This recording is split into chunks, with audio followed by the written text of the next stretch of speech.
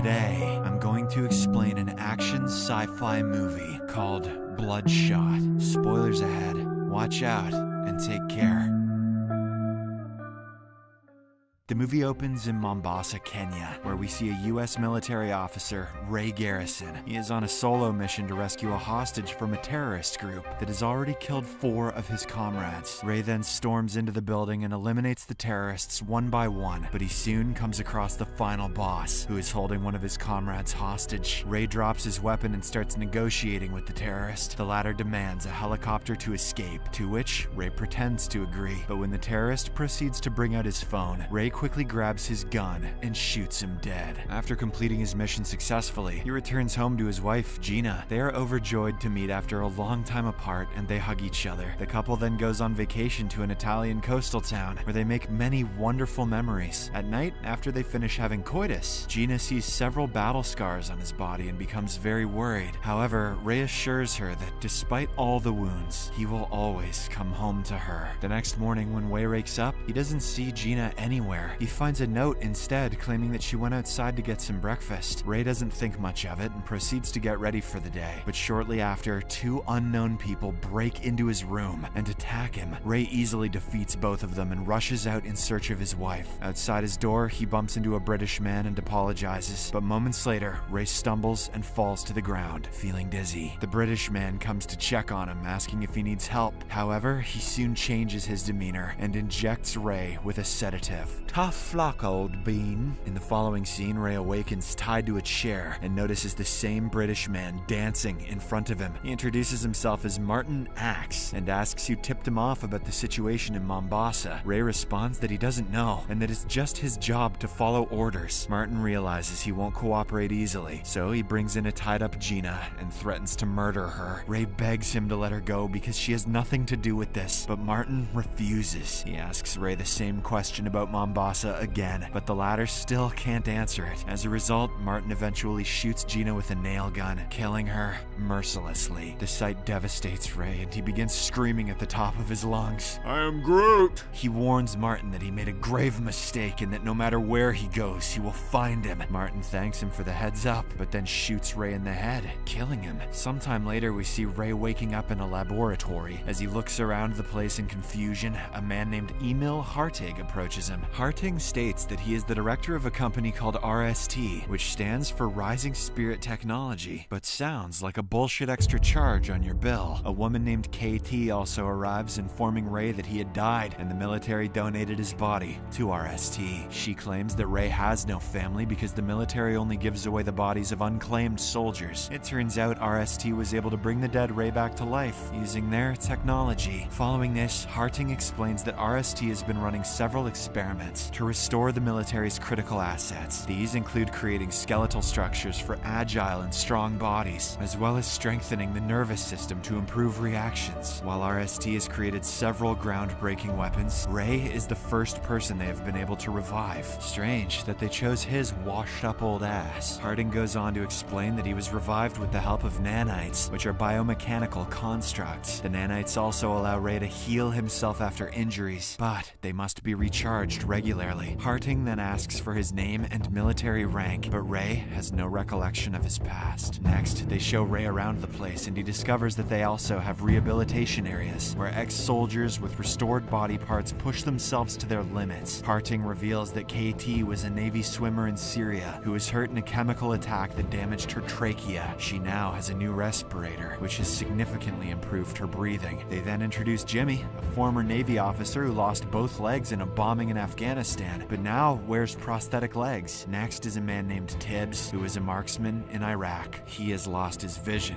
but it has been restored with advanced eye implants. Later that night, Ray wakes up from his sleep and decides to explore the facility. He punches a pillar, but instead of him getting injured, the pillar cracks. Why did he try that? Ray is overjoyed when he realizes that he has superhuman strength. Later, he comes across KT, who is training underwater. She soon comes out of the pool, and Ray tells her that he had a nightmare, but KT responds that it is impossible because he has no memories. That's not how dreams work. After this, she invites him for a drink, to which he agrees. They share shots while listening to music, but after the first sip, Ray begins to recall his time in Mombasa. He finally remembers his relationship with Gina and how Martin Axe killed her. Consumed by rage, he vows to find the villain and kill him. Following this, Ray leaves the facility and uses advanced nanites to track Martin's location in Hungary. Meanwhile, Harting communicates with him via microprocessors in his brain, warning him not to go there. He tells Ray that he now belongs to him, but the latter doesn't think so. Our hero then steals a plane from RST and learns how to fly it from a manual he finds on the internet. Shortly after, Ray reaches Hungary and corners Martin and his armed men in a tunnel. For some reason, Martin isn't shocked to see the person he killed suddenly alive, but he's certainly terrified, so he orders his men to finish him off. Ray easily manages to defeat them, and despite being shot several times, his wounds heal in seconds. After killing everyone, he confronts Martin, who immediately starts pleading for his life. He claims that Harding is manipulating him, but he can help.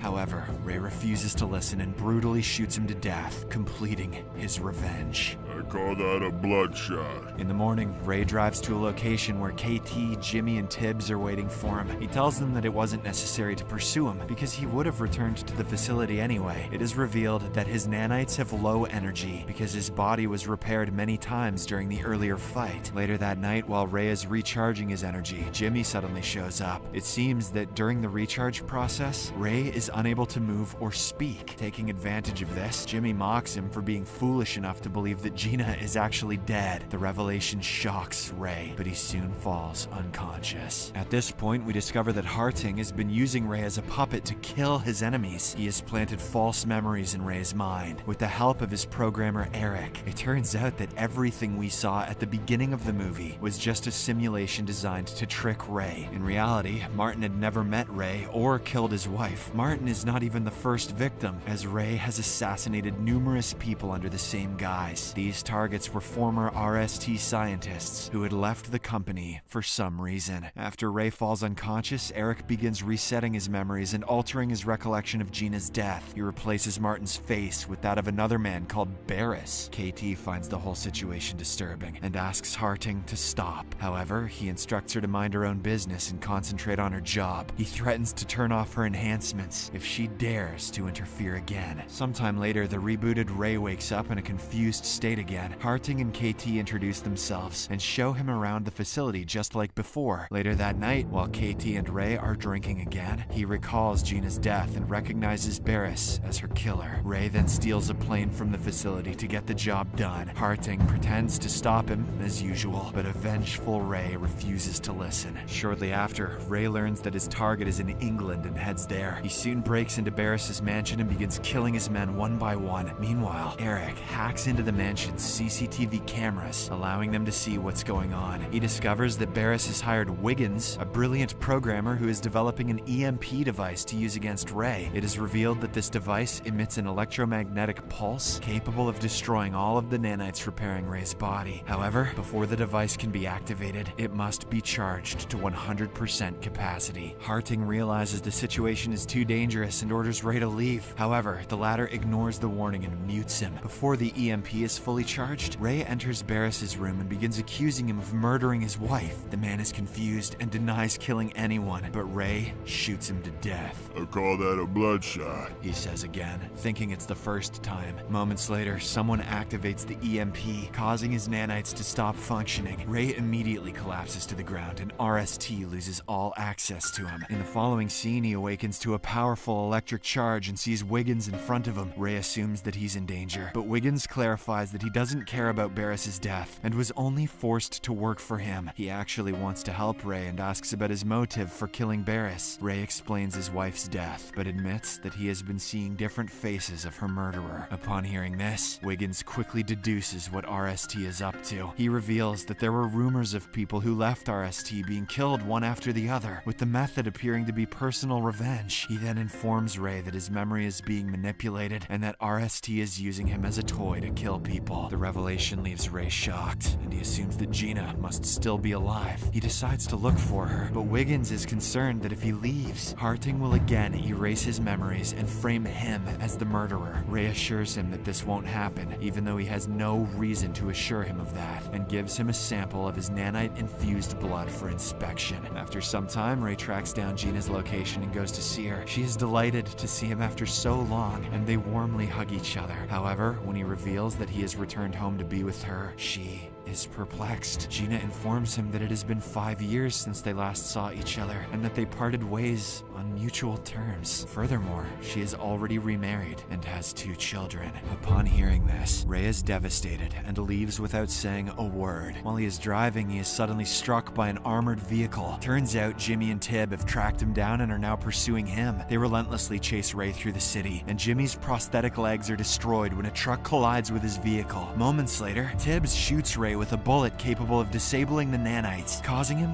to lose consciousness. In the next scene, Ray is once again brought back to the lab. Harting then orders KT to go after Wiggins, but she refuses to do so. This enrages Harting so much that he turns off her respirator, causing her to struggle to breathe. With no other options, KT finally agrees to do the job. We later see her approaching Wiggins on the road, asking him to light her cigarette. He nonchalantly agrees, but as soon as he inhales the fumes from the cigarette, he is knocked out cold. Sometime later, Harting places Ray in a simulation and prepares to erase his memory again. But at this moment, KT returns and lies to him, saying Wiggins got away. It is revealed that she has secretly joined forces with Wiggins, who is currently hacking into the RST system. Shortly after, Ray's reset process begins, but KT enters the control room and disables the system. When Harting learns about this, he attempts to kill her by turning off her respirator, but Wiggins has already disabled the access to her implant, so she can no longer be hurt. At this moment, Ray also awakens and starts wreaking havoc in the facility by throwing grenades. This forces Harting to rush to safety, but not before ordering Jimmy and Tibbs to handle the situation. Jimmy then attaches robotic arms to his back, and the two of them go after Ray. However, even their combined forces are no match for Ray, who seems overpowered. The three fight near an elevator until the structure begins to crumble. Tibbs soon falls to his death while screaming for help, but Jimmy doesn't care. He is determined to destroy Ray, and the two men begin fighting with all their might. The elevator eventually collapses, causing them to fall from the building. Jimmy dies from the impact, while Ray recovers quickly due to his nanites. Aware that his plan has failed, Harting tries to escape in his car, but Ray catches up to him. The evil scientist then fires several grenades at him, causing significant damage, but Ray recovers each time due to his nanites. Harting then warns him that when his nanites reach 0, he will die. Moments later, Ray ends up catching the final grenade, and the two begin tussling with each other. In the end, our hero sacrifices himself by blowing up the grenade between him and Harting, killing them both. In the final scene, Ray unexpectedly awakens to find Wiggins in front of him. It turns out Wiggins had revived him and improved the nanite's stamina. This means that he no longer needs to charge them all the time like before. Science. Ray thanks him and heads outside, where he meets KT. She apologizes for lying to him and keeping Harting's plans a secret, but he doesn't seem to care about that anymore. Ray explains that while they cannot change their past, they have control over their future. The movie ends with the trio driving into the sunset in search. If you enjoyed this video, please don't forget to share it with your loved ones so they can enjoy it too. Your support really means a lot to us. Kindly leave a like, drop a comment and join our growing family by staying connected with us. Yen.